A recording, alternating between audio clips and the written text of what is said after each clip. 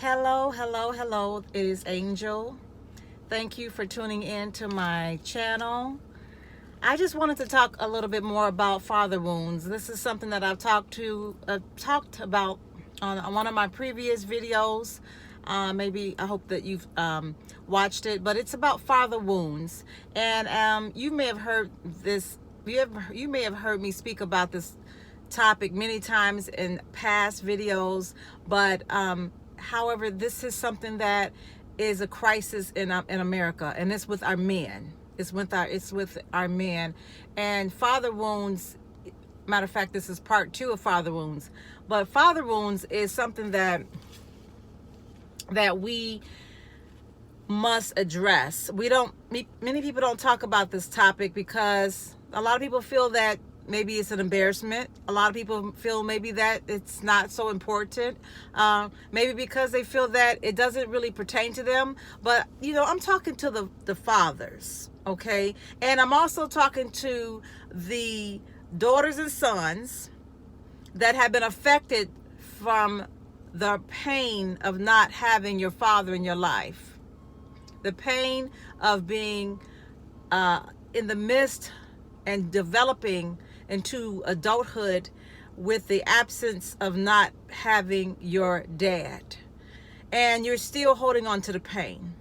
Now, you have to understand, a lot of fathers, and this is one of the things, a lot of men that grew up, okay, without fathers in their household have developed a pain, have developed issues with their masculinity, as far as not having identity.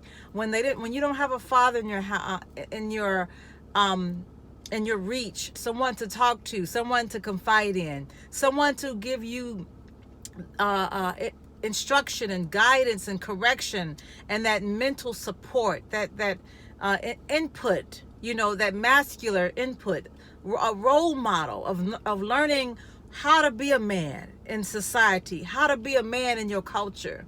If you are a little kid, a little boy that never had a male figure, a positive male figure to give you a positive, input in your life, then you will grow up, there's a possibility you will grow up not having the identity of that masculine identity. Excuse me for the gum in my mouth. But it's a crisis because this has gone on for centuries. This is going on in countries around the world. There are many children who are without their dads. Now, there are many children without both parents, but because I can only speak about the father, because of me, my life, I was affected. I was that little girl who grew up. I had my father in my life for a few years. My father left. The family separated at the age of 7. I was 7 years old when my parents separated, and it had a tragic effect on my life. It was, I did not realize that the issues that affected me, were really the root of my father not being around. I didn't realize that until I became an adult and had to identify. I had to take off the blinders. I had to face my problem, something that many people don't want to do. I had to face the root of my problem. Like, why am I behaving this way? Why do I have insecurities? Why do I have issues with, of who I am and my worth and my value? Why am I isolating myself from people? Why do I feel insecure? Why am I dealing with depression? Why am I dealing with, just feeling down upon myself, self-pity? What is this from? What is this coming from? And then I had to think, when I got to the place of healing, when I got to the place of breakthrough, when I got to the place of of having to stop blaming my father for not being in my life, I forgave, and God gave me a breakthrough, and that breakthrough opened my eyes. Like, it was just a spiritual awakening, and He allowed me to see some things, and He allowed me to a lot of things to be revealed to me. And that is why I'm currently writing a book right now.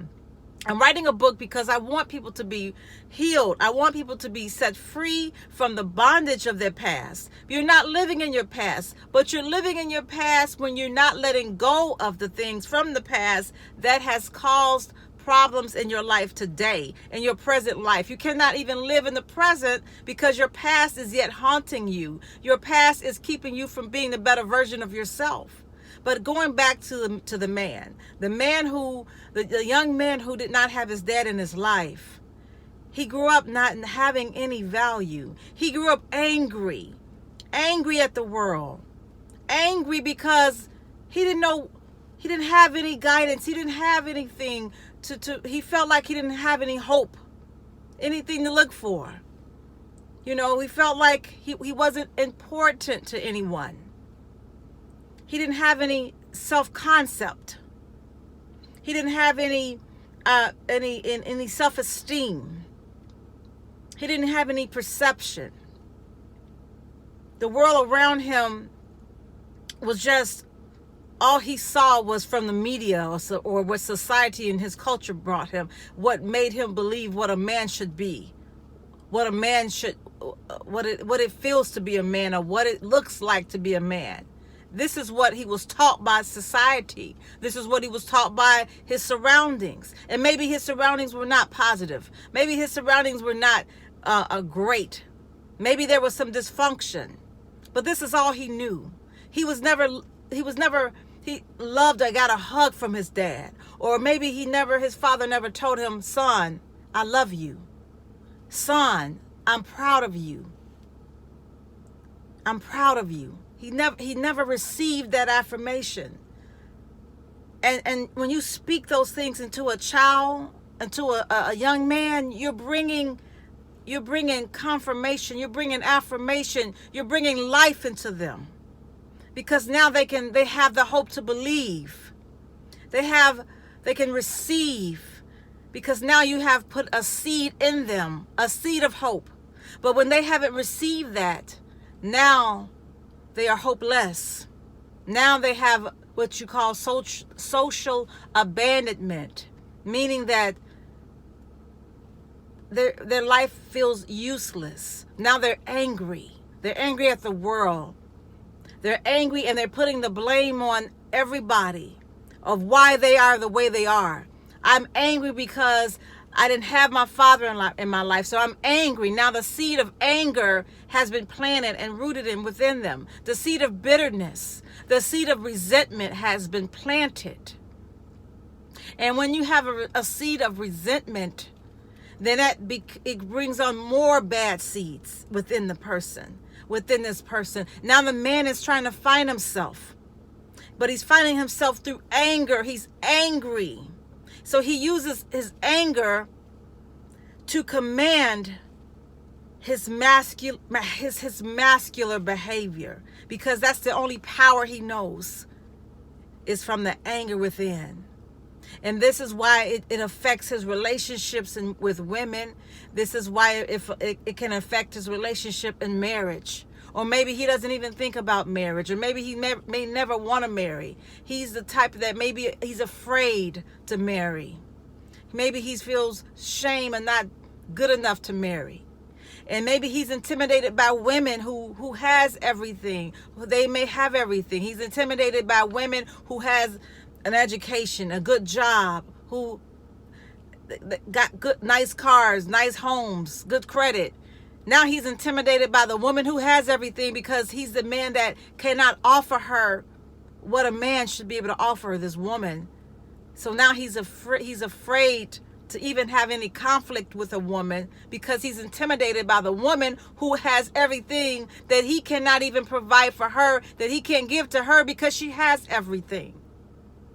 So now he doesn't feel he just feels worthless. He doesn't feel valued. He doesn't feel loved. And there's so much self-hatred within.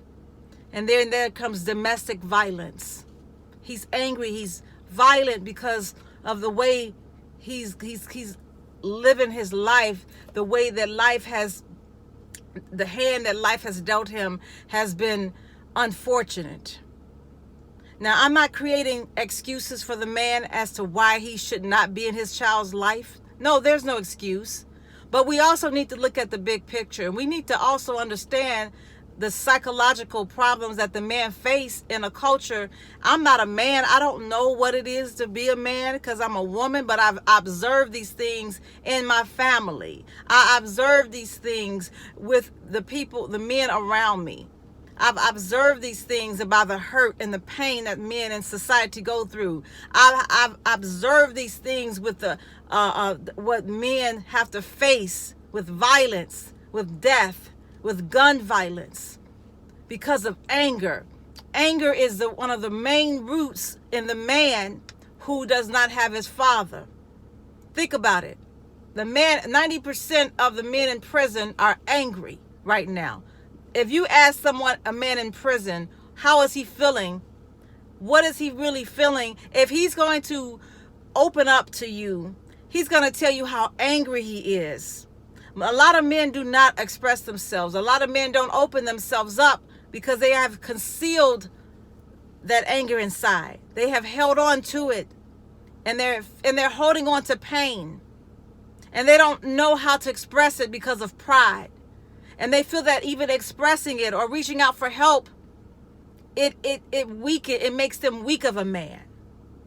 But the first thing to resolving this crisis, the first thing in helping our men understand the world around them and to receive healing is for them to first acknowledge, to recognize, and to admit that they need help, that you need help. So I'm telling you, I'm asking you, sons and daughters who have been in pain, who have suffered from the lack of your dad not being in your life. I'm telling you, sons and daughters who are angry at your father for not being in your life, for leaving you. I'm telling you, sons and daughters, to forgive your dad because maybe he didn't have what it took to become a man because he didn't know how to become a man. If he could not become a man, how did he become a father? How did he know how to become a father? How did he know how to be a father if he was never fathered? How can he become a father if he was never a son? So I'm telling you, the sons and daughters, to forgive, to have some empathy, for your father. And I'm talking to you, the one that's have so much resentment and so much grief inside and so much pain, and you need healing, but you know deep down inside, you know you love your father. You know that if your dad came to you right now and said, I'm so sorry. I'm sorry for what I've done. I'm sorry for what I've done over the past and not being in your life. You know that you would hug him. You know that you would reach out to him. You know that you have to love him because your heart yearns it. But if you don't get that from your father, if you do not ever in your life get a I'm sorry from your dad, do not hold the grudge against him. Do not continue to be to be unforgiving. God wants us to forgive. And that is when your breakthrough begins, is when you decide to forgive. Forgive your father. Forgive your mother. If you haven't had a mother in your life, forgive your mother. This is real. This is a real crisis in America. This is a real crisis around in many countries, not just in the United States. This is all over the world where there's a lot of father wounds. Thank you for watching this video. This is part 2 of Father Wounds. And I will create another video, which will be Father Wounds Part 3. I hope you have enjoyed it. If you really enjoyed it, I would ask if you would please hit the thumbs up button. And if you would like to share it with someone who really needs to hear what I'm saying, please share my video. Once again, I love you. Be encouraged. Be inspired. Be uplifted. And forgive. Have a great and blessed day.